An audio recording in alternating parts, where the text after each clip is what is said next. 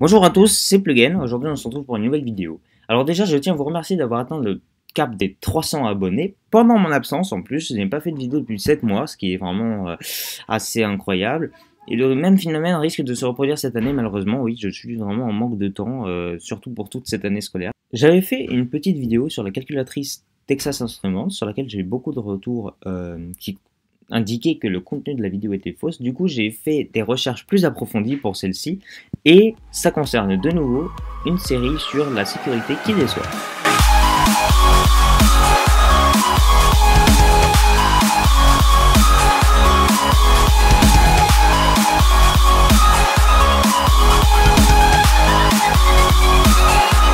Pour cette astuce, la première vidéo que vous allez voir maintenant concerne les PC Windows. Alors vous allez me dire, je suis sur Mac, c'est normal, je n'ai qu'un Mac sur moi, mais j'ai un virtualisateur qui va me permettre de simuler un PC Windows et de le faire exactement comme chez vous qui avez un PC Windows. Petite parenthèse néanmoins, je tiens à préciser que cette vidéo n'est pas là pour vous encourager à pirater des ordinateurs, mais plutôt pour vous prévenir d'un danger qui est quasiment omniprésent sur tous les ordinateurs Windows du marché en ce moment, et je vous apprendrai à la fin comment vous en protéger pour éviter que ça vous arrive. Cette vidéo va être surtout utile pour ceux qui ont un ordinateur portable Windows, même si elle peut également concerner ceux qui ont les ordinateurs fixes. Donc peu importe ce que vous avez, je vous conseille de rester attentif le long de cette vidéo, et surtout si vous avez un PC portable et que vous le transportez avec vous, car en cas de vol, ça peut vous être fatal. Il existe deux méthodes pour commencer, initier un hackage de votre ordinateur. Bon, premièrement, on va admettre que tout le monde d'entre vous ont un mot de passe sur son ordinateur. Sinon, la vidéo n'a absolument aucun intérêt. Si vous n'avez pas de mot de passe, bah évidemment que tout le monde pourra rentrer dans votre ordinateur. Vous pensez avoir un mot de passe et vous pensez qu'il est solide, qu'il va vous protéger des données de votre ordinateur, peut-être même des données professionnelles pour certains. Eh bien, c'est totalement faux. Le mot de passe est assez simple à réinitialiser et je vais vous montrer ça de deux façons différentes. La première est si vous avez réussi à avoir un accès administrateur à l'ordinateur. Dans ce cas-là, vous allez pouvoir facilement initier la procédure de réinitialisation du mot de passe. Premièrement, si vous avez accès à un administrateur, vous pouvez premièrement modifier votre mot de passe à vous. Mais si vous voulez modifier le mot de passe administrateur ou alors ouvrir une session complètement secrète dans l'ordinateur, l'astuce qui va suivre est faite pour vous. Suivez mes instructions de près, ça va être un peu compliqué. Stop! L'astuce qui va suivre concerne uniquement la première méthode. Je ne vais pas vous montrer la deuxième méthode afin d'éviter de propager si facilement une astuce qui peut être assez dangereuse concernant les entreprises et les particuliers. Je vous informe simplement que pour la deuxième méthode, vous devez utiliser une live distribution d'une distribution Linux, un live CD ou une live USB ou ce que vous voulez. Je vous laisse chercher sur internet si vous voulez vraiment essayer et faire des expériences sans compte administrateur. Comment créer un live CD, et à partir du moment où vous avez réussi à démarrer sur le live CD, vous suivez les instructions comme moi. Vous allez devoir aller dans le explorateur de fichiers, dans votre disque dur à vous. Une fois dans votre disque dur à vous, vous allez ouvrir le Windows et System32. Là-dedans, dans ce dossier System32, vous allez trouver énormément de fichiers. C'est assez difficile de s'y repérer, mais voilà ce que vous allez faire. Vous allez chercher un fichier qui s'appelle sethc.exe.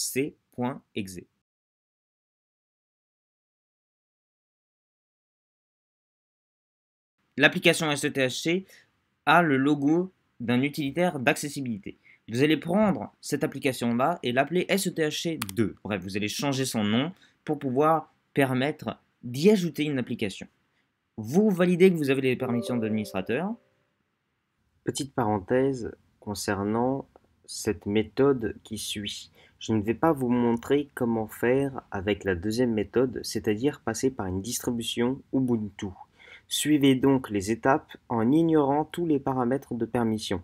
Vous devez donc renommer les fichiers et déplacer les fichiers nécessaires lorsque vous êtes sur la distribution Linux. Inutile de toucher aux permissions, vous n'en aurez pas besoin. Et là, vous allez recevoir un petit message d'erreur qui vous dit que vous n'avez pas l'autorisation de le faire. C'est là qu'interviennent les permissions d'administrateur. Vous allez faire un clic droit sur ce fichier sethc et aller dans les propriétés du fichier. Dans l'onglet sécurité, vous allez devoir modifier les autorisations spéciales. Donc vous allez cliquer sur avancer tout en bas et changer le propriétaire. Ici, vous voyez que le propriétaire est Trusted Installer. Vous allez changer et vous allez vous mettre vous-même propriétaire. Vérifiez le nom. Et une fois que vous avez bien vérifié le nom de votre utilisateur, vous validez. Vous allez vous retrouver maintenant propriétaire du dossier. Après avoir changé le propriétaire, vous allez devoir changer les permissions, évidemment. Donc vous allez aller sur administrateur et vous allez faire modifier pour pouvoir autoriser administrateur à avoir le contrôle total sur le programme. Une fois que vous avez validé, vous allez renommer le SETHC en SETHC2. Et voilà, vous avez renommé le fichier.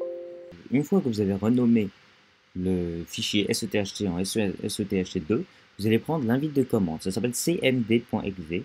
Donc vous le localisez. C'est un peu difficile de s'y retrouver avec tous les fichiers. Bref, vous prenez le fichier cmd et vous en faites une copie collée que vous faites le collage au même endroit. Vous vous retrouvez avec cmd copie. Lorsque vous avez fait la copie, vous allez l'appeler SETHC. Validé. Et vous avez maintenant le fichier SETHC qui est sous forme d'invite de commande. Pour vérifier que ça a bien fonctionné, vous allez appuyer 5 fois sur la touche majuscule, peu importe gauche ou droite, et observez ce qui se passe. Normalement, vous avez maintenant l'invite de commande qui s'ouvre. Alors vous allez me demander pourquoi on a fait tout ce truc là pour avoir une invite de commande qui s'ouvre. Et bien c'est tout simple. Parce que maintenant vous allez pouvoir vous déconnecter de la session administrateur. Nous allons ici se déconnecter de la session. Lorsque vous êtes sur l'écran de verrouillage, maintenant ce que vous allez faire, vous allez appuyer 5 fois sur la touche majuscule. Hop là. Vous constatez que maintenant, l'utilitaire de commande s'est ouvert avant même qu'on soit dans la session. Et pour ouvrir la session système secrète, vous allez taper Explorer.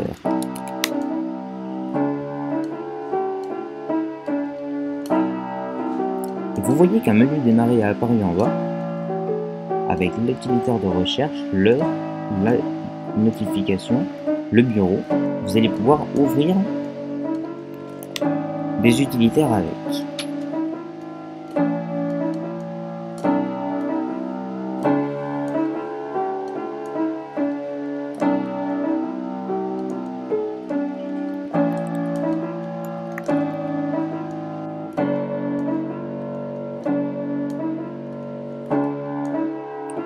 Là, vous constatez que vous pouvez aussi ouvrir Internet Explorer avec la barre d'adresse. Et maintenant, vous voyez, vous avez votre menu complètement opérationnel avec ici l'option, la fenêtre de connexion à Windows qui s'apparaît sous forme d'une fenêtre.